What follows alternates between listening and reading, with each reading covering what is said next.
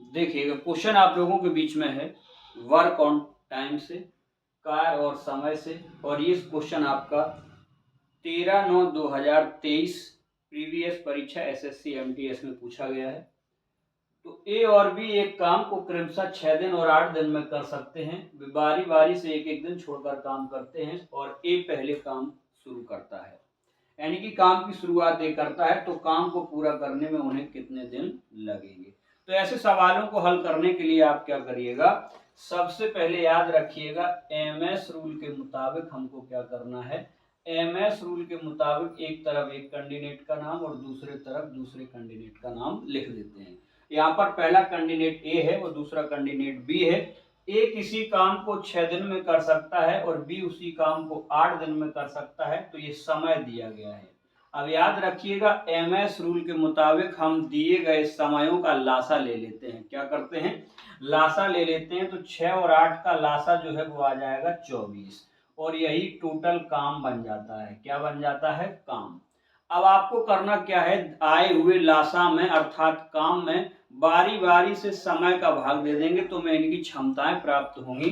तो देखेंगे 6 चौको 24 और ये आपका वैल्यू आ गया, 8 दिया 24 और ये इसकी वैल्यू आ गई। तो ये क्या प्राप्त हो गई, क्षमताएं। याद रखिएगा ये क्षमताएं प्राप्त हो गई।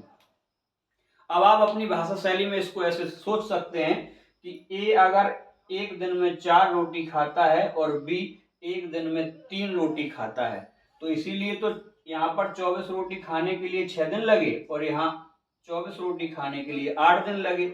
ये ए और बी की क्षमताएं निकल आई। अब सवाल में कहा है, कभी भी सवाल में आपको बारी बारी से लिखा नजर आ जाए अर्थात एकांतर क्रम में लिखा नजर आ जाए, तो ऐसे सवालों को हल करने के लिए देखो फिर से मैं बता रहा हूँ, एमएस रूल के मुताबिक एक बात याद रखनी है, काम आपको 24 खत्म करना है और ये क्रम से काम करेंगे बारी बारी से। लेकिन एमएस रूल के मुताबिक तुम ऐसे सवालों को हल करने के लिए जबरदस्ती, कैसे जबरदस्ती इनको मिलके काम करा दो।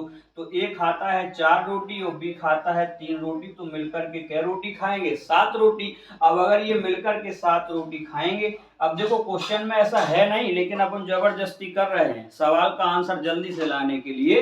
तो अब करेंगे क्या, 7 रोटी का भाग दे रहे हैं 24 रोटियों में, तो जितने बार पूरा पूरा चला जाए, फिर से ये बात याद रखना किताबों में नहीं लिखा रहता है, जितने बार पूरा पूरा चला जाए उतने का हम डबल कर देंगे। पहले 7 तिया 21, यानी कि 7 तिया 21, 7 चौको 28 ज्यादा हो जाएगा।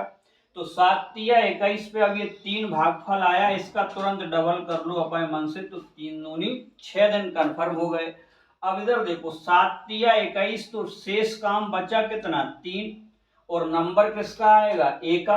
अब ए का नंबर आएगा तो ए की रोटी खाने की क्षमता 4 है, लेकिन रोटी डलिया में कहे 3, तो इसे गुस्सा आएगा, और गुस्सा आएगा तो ये डलिया पकड़ के बैठ जाएगा।